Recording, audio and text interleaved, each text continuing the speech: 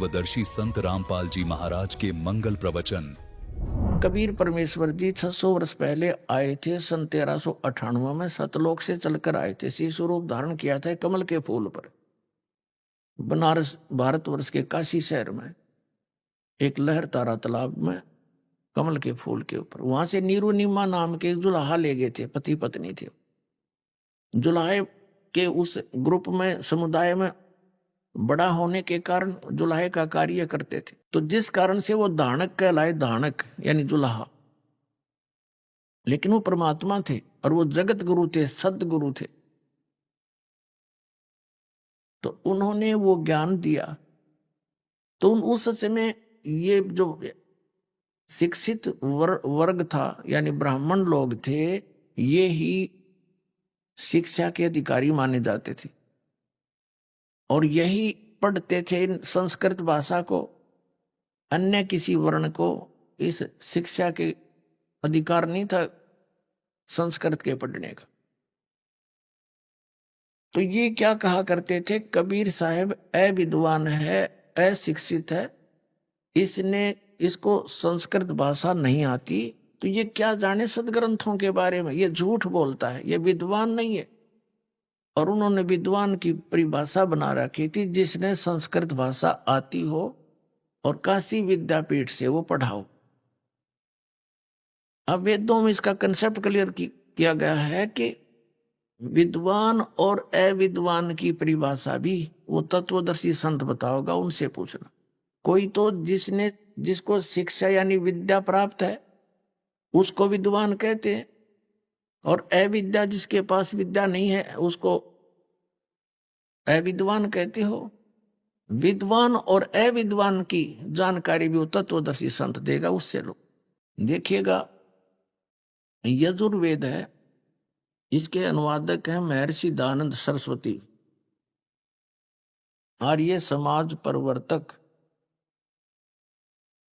प्रकाशक हैं सार्वदेशिक आर्य प्रतिनिधि सभा 2/5 महर्षि दयानंद भवन, रामलीला मैदान, नई दिल्ली। यजुर्वेद भाषा आर्य भाषा भाष्य संपूर्ण 40 अध्याय महर्षि दयानंद सरस्वती कृत है। ये उनसे उनका अनुवाद है। और ये prince of shed printers 1510 Pataudi house, Daryaganj, New Delhi से छपा। अब इसके हम अंतिम अध्याय के यानी 40वां अध्याय, इसके 10 श्लोक मात्र।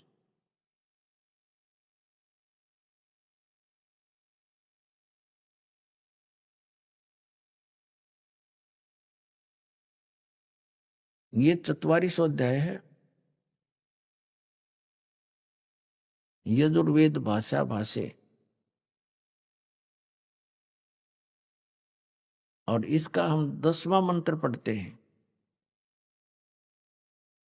इसमें क्या कहा कि हे मनुष्यों, जैसे हम लोग मेधावी योगी विद्वानों से, धीराणाम माने तत्वदर्शी संतों से, यानी जिनका ज्ञान टिकाऊ है, सत्य है, जो वचन सुनते हैं, जो वे लोग हमारे प्रति व्याख्यान पूर्वक कहते हैं, विस्तार से बताते हैं, वे लोग, देखो इसका अर्थ इन्होंने थोड़ा यहां गलत कर दिया।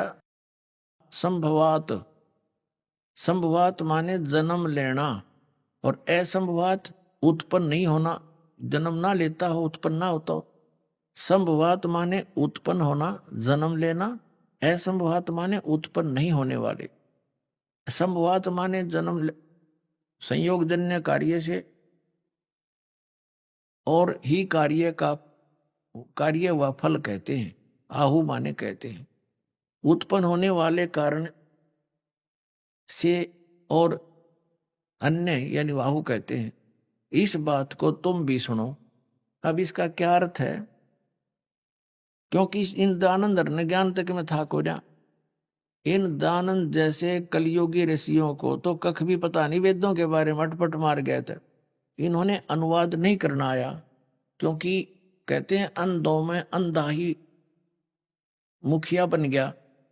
परमात्मा कबीर जी कहते हैं अंधे की बाँ और गई अंधे ने, बता मार्ग कौन बतासी। इसका अर्थ ये बनता है कि कोई तो परमात्मा को बताते हैं वो जन्म लेकर यहां अवतार रूप में आता है, साकार मानते हैं, और कोई कहता वो अवतार नहीं लेता, वो जन्म लेता ही नहीं। तो इसमें ये बताना चाहा है वेद ने कि ये ज्ञान भी उस धीराणाम माने तत्वदर्शी संतों से सुनो, वो बिल्कुल व्याख्यान पूर्वक बताएंगे, भिन्न भिन्न बताएंगे।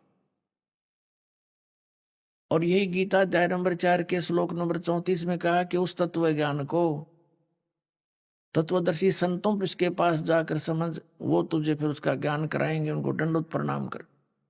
आगे फिर विद्वान और अविद्वान के बारे में बताया है, देखना। अब 11वां श्लोक है, 44वां अध्याय में, 40वां अध्याय, 10वां हमने पढ़ लिया। 11वें में विद्वान के विषय में जानकारी दी है। जो मनुष्य, जो विद्वान, जिसमें यह पदार्थ उत्पन्न होते हैं, उस कार्य सृष्टि और उसके गुण कर्म स्वभाव को तथा उसमें पदार्थ नष्ट होते हैं, इसका सीधा सा अर्थ है कि जो पूरी जानकारी जानता है, यानी किस कारण से कब सृष्टि का नाश होता है, कैसे इसकी उत्पत्ति हुई, तो वो विद्वान है। ये देखना, विनाशम, जिसके पदार्थ नष्ट होते हैं, जिसमें पदार्थ नष्ट होते हैं, उस कार्य कारण रूप जगत और उसके गुण कर्म स्वभाव को एक साथ, दोनों उन कार्यों और कारण को